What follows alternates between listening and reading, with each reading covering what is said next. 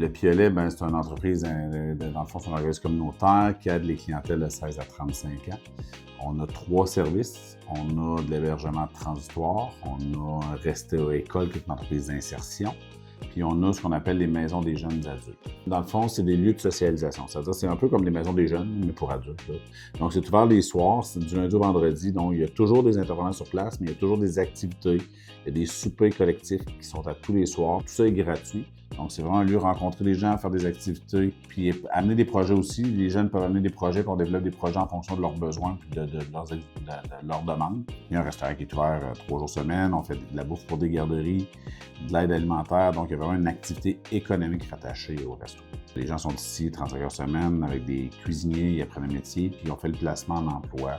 Recherche d'emploi, CV, placement d'emploi à la fin. Il faut comprendre que le Piolet, les 3 services sont indépendants, mais rapidement, on s'est rendu compte qu'avec l'hébergement, là, on était à pleine capacité très rapidement. Puis dans Vanier, où on s'est installé, il y a des réels besoins. Pour un organisme communautaire, c'est important d'aller où les besoins sont criants. Donc, c'est sûr que au niveau des services, c'est sûr que ça nous a aidé. On rejoint plus de jeunes. On est plus visible aussi des jeunes ailleurs. Fait que ça aide les 2 adresses en même temps, ça nous donne une meilleure visibilité. C'est sûr que là, on donne un coup de main à ces jeunes-là, surtout en passant par les maisons des jeunes adultes. Là, dans le fond, avec l'intervenant, on va aller chercher toute sa paperasse, toute sa documentation pour être capable après ça d'intégrer soit l'entreprise d'insertion, soit l'hébergement. Donc, ça prend une identité.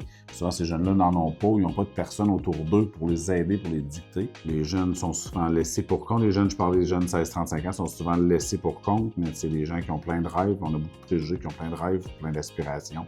Je pense qu'il faut juste leur donner un élan pour être sûr qu'ils nous surprennent, puis aussi c'est eux autres qui vont s'occuper de nous autres.